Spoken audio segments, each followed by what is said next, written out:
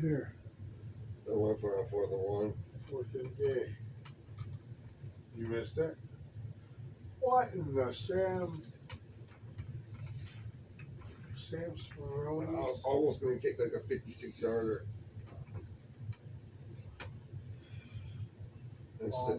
Instead I gained 10 yards. Achievement in that category. Instead of let them fucking last minute had the ball. I mean, they probably had 5 seconds. 5 seconds.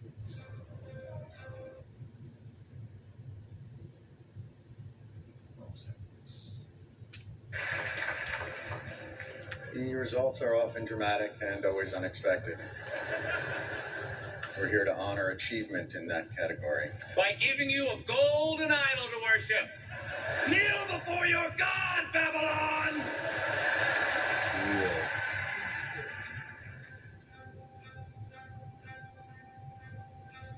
Are you telling me these Luciferians know more about what's really going on than you? We have no regard for the masses. Satanism is a religion for the elite. It is a religion for leaders. Satanism is a religion for the elite. It is a religion for leaders. Thank you to Satan for giving me inspiration. Really try on something different for myself. That was Satanism. It's working out really well. In this movie, you're fighting the devil. I call him Beelzebub, Lucifer. It's how I got this job. I gave up a lot of yards. Lord of the Flies, Beelzebub. Okay. So you was a god? Receipt? Yes. You was a god? You drank that? Fuck you. Does that look like a god to you? It looks like a piece of stone.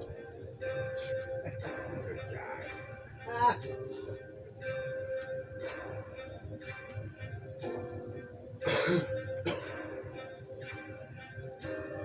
Yeah, they were 4-0. Master Egyptian. The The French name Maître Egyptien, a degree in the archives of the Mother Lodge of the Philosophic Scottish Rite. They own this place. It's a big club, and you ain't in it. It's a big club, and you ain't in it. It's a big club, and you ain't in it. I, Set, shall be your one true king. And now you're all set. Now you're all set. Good evening, godless sodomites. I was sexually assaulted. When I was a young actor, I was asked to go to a hotel room of a director. There's a famous director, and It's funny how Canada's a 4-0 because it never think had ever happened to me.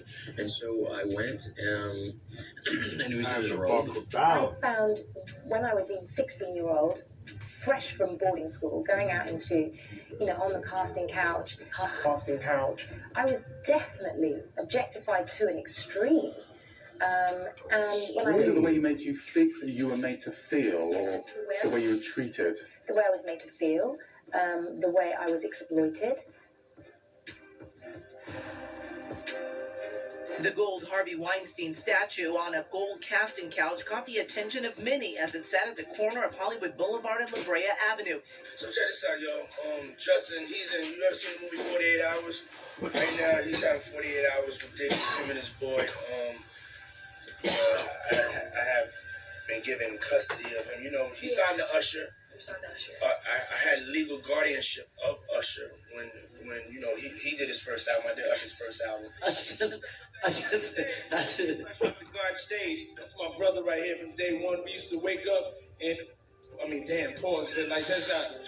I don't have legal guardianship of him, but for the next 48 hours, he's with me. Here we go. 48 hours.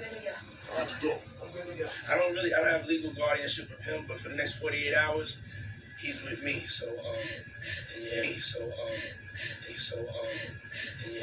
And we gonna go full crazy.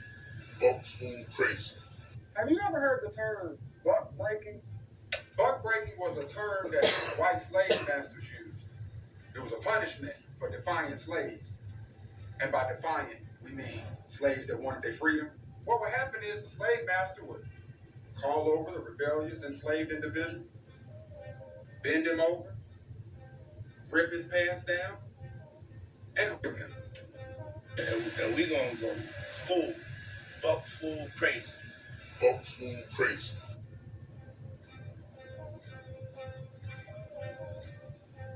Remember I told you we would have a few more idioms that we would need to go over to help bring everything together as we expose this industry god of perversion. And a lot of these idioms have been around for a long time. As you just heard, during the days of slavery, which also shows a spirit of Egypt within America, they would use a demonic idiom phrase called breaking the buck. And you just heard how evil slaves were treated, that men were assaulted. But now we are starting to see the spirit behind this, because remember, Set assaulted Horus as a means of showing his dominance and authority over him while humiliating and rupturing Horus. And when you hear other idioms that have to do with buck, 9 out of 10 times, you see where they're coming from. But as we go through a handful of casting couch idioms of Sodom, layer upon layer, your eyes will begin to open even more to this truth, to this disturbing truth of one of the main reasons why society has become so perverted, so perverse.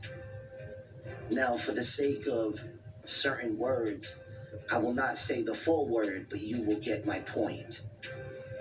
Or if I'm able to find a word that is not a curse word to replace it, I will. Have you ever been on the job and said or heard somebody say, "This is a pain in my butt," or you know what? Have you ever heard that? But he wants to talk to you before anything really happens with her. And as his friend, I mean, don't you think he deserves the same from you? My last name is Pain. You are a pain in my heard it. Such a pain in the ass. Remember, in which language, they're not always going to tell you what their actual intent is when it comes to certain words or phrases. They use lesser magic and deceptive tactics to get their spell, curses, accepted by the masses. We see this when they're kidding on the square, joking, but they mean what they're saying. You understand? So if something sounds perverted, but yet they tell you, "Oh no, that's not what it is," 9 out of 10 times, it is what it is. Think about the wordplay. When another man says, "My boss is a pain in my butt," what do you think that is saying? Why is pain in the ass better than These are the perverted idioms of the casting couch. Comes from the slavery. Or have you ever heard somebody say he was butthurt? I mean, it's very clear. They raped him. Oh no, it means he fell backwards and landed. Nah, we know what it means. Or what about the idiom bending over backwards? Or have you ever heard, "Who do I gotta sleep with to get something done around here?" I mean, clearly, these are the